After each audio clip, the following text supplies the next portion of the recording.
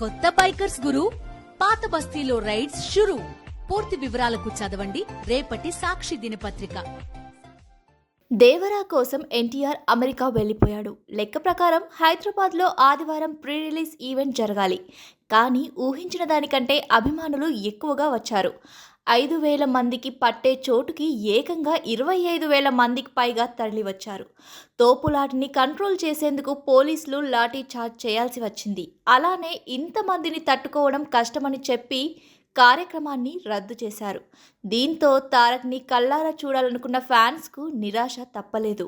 Devara pre release రద్దవడంతో అభిమానుల్ని ఉద్దేశిస్తూ ఎన్టీఆర్ ఓ వీడియోను release చేశారు. భద్రతాపరమైన కారణాల వల్ల ఈవెంట్ క్యాన్సిల్ చేశాం. మళ్ళీ చెప్తున్నాను, మీతో పాటు నేను బాధపడుతున్నాను. మీకంటే నా బాధ చాలా పెద్దది, ఎక్కువ కూడా అని తారక్ ఈ వీడియోలో చెప్పుకొచ్చారు. ముందు నుంచి ఉన్న ప్లాన్ ప్రకారం సోమవారం వేకువజామున అమెరికాలోని లాస్ ఏంజల్స్కి ఎన్టీఆర్ బయలుదేరారు.